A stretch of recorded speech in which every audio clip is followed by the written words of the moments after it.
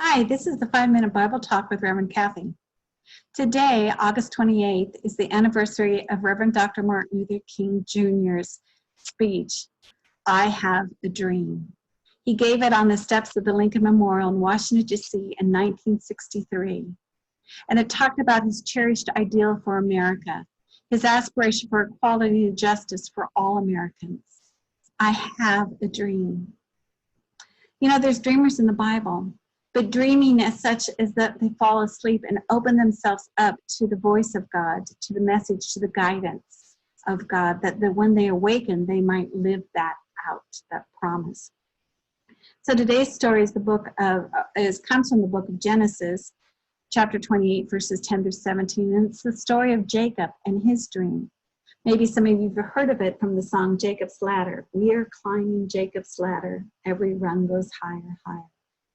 Well, Jacob, the story picks up where Jacob is the younger twin of a brother Esau. And Jacob connives to get his brother's rightful inheritance, his birthright and blessing. And in order to stay alive, Jacob rightfully runs away from home. And so their story picks up that evening. And so Jacob came to a certain place and stayed there for the night because the sun had set. Taking one of the stones of the place, he put it under his head and laid it down in that place. And he dreamed that there was a ladder set up on the earth, and the top of it reaching to heaven, and the angels of God were ascending and descending on it. And the Lord stood beside him and said, I am the Lord, the God of Abraham your father, and the God of Isaac. The land on which you lie I will give to you and your offspring shall be like dust of the earth. And you shall spread abroad to the west and to the east, to the north and to the south, and all the families of the earth will be blessed in you and in your offspring. Know that I am with you and will keep you wherever you go, and will bring you back to this land, for I will not leave you until I have done what I have promised you. And Jacob awoke from his sleep and said, surely the Lord is in this place, and I did not know it. And said, how awesome is this place! This is none other than the house of God and the gate of heaven.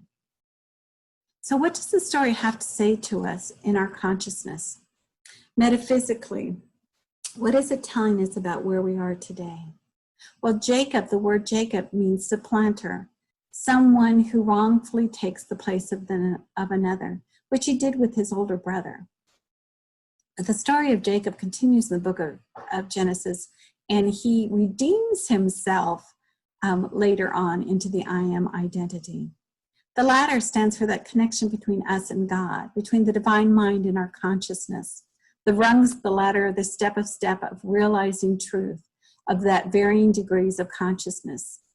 Angels represent those messengers of God, those pure thoughts, those spiritual thoughts that are projected into our consciousness directly from God.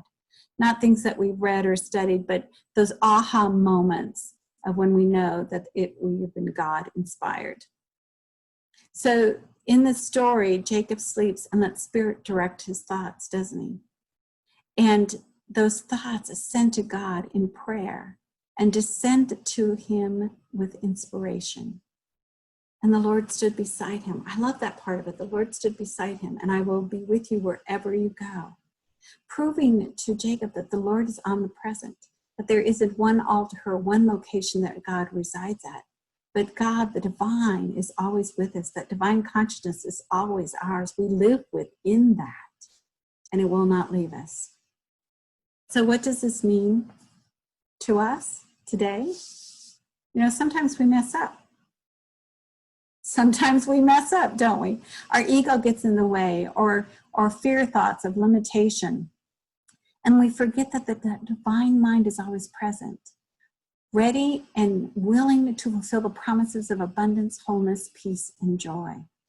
But it's up to us to slow down, to rest, to enter that time of prayer and meditation, to allow our mind to open up to the greater consciousness and guidance of Spirit, that understanding, to awaken to that omnipresence of good, the omnipresence of God and Spirit, that we might be a blessing to the world.